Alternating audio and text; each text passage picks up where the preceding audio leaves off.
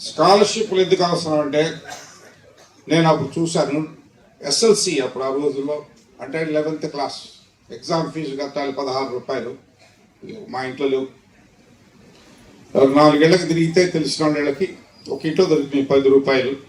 ఇంకొక 6 రూపాయలు మా అమ్మ ఏదో రాగిచ్చాము, మా అమ్మ ఇచ్చేది. 16 రూపాయలు ఫీజు కట్టి ఎస్ఎల్సి పాస్ అయ్యా మంచి మార్కులతో. తర్వాత పియూసీ చదివాను ఏసీ కాలేజీలో, అక్కడ స్కాలర్షిప్ ఏదో ఇచ్చారు. ఐఐటి మద్రాస్కి వెళ్ళిపోయాను. తర్వాత ఐఐటి మద్రాస్లో బీటెక్ చదివాను, అక్కడ స్కాలర్షిప్, మెరిట్ స్కాలర్షిప్, లేకపోతే చదవగలిగేవాడిని కాదు. చదువు ఆగిపోయేది. ఆ రోజు 16 రూపాయల రోజున చదువు ఆగిపోయేది. కాబట్టి ఇవాళ మీ పరిస్థితి చెప్పారు రంగిశెట్టి జగదీష్ బాబు గారు, మనం చదువుకునే రోజుల కన్నా మీ పరిస్థితి చాలా మెరుగు అని. అది నిజం. మీ చదువు ఆగిపోదు. మిమ్మల్ని అందరినీ ఇప్పుడు స్కాలర్షిప్ పంపించేసినా ఇవ్వకుండా ఏం చదువు ఆగిపోదు. చాలా నాకు అవసరం ఉన్నాడు, ఎవరు చేయక్కలేదు. నేను చేయొస్తున్నా, నాకు చాలా అవసరం స్కాలర్షిప్.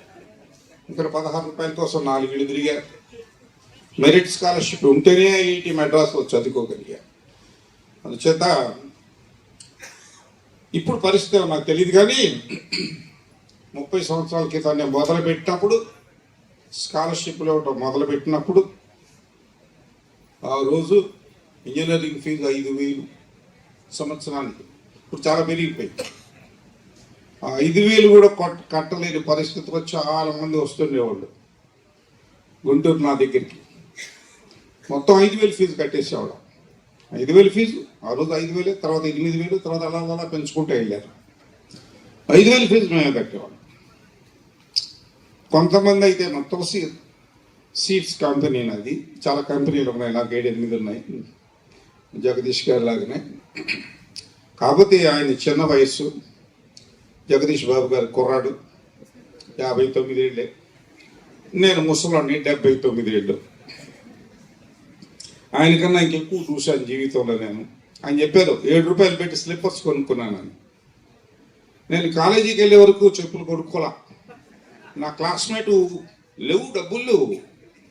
అప్పుడు మా క్లాస్మేట్ చూసి, కాలేజీకి వచ్చావు నువ్వు, ఇప్పుడు పియూసీ చదువుతున్నావు, కాళ్ళకి చెప్పులు లేకుండా వస్తాడంటే నాకేం తెలుసు. చిన్నప్పటి నుంచి నాకు ఎప్పుడు లేవు చెప్పులు. బురదలో ఆడ నడిచేవాడు, ఎండలో నడిచేవాడు, అనిపించేది కాదు. అదేనండి నామోషం కాదు, డబ్బులు లేని తనం నామోషి కాదు. దొంగతనాలు చేస్తే నామోషి, జేబులు కొడితే నామోషి, లంచాలు తీసుకుంటే నామోషిగా ఉండాలి. కానీ డబ్బులు లేకుండా నామోషి ఎట్ అవుతుంది?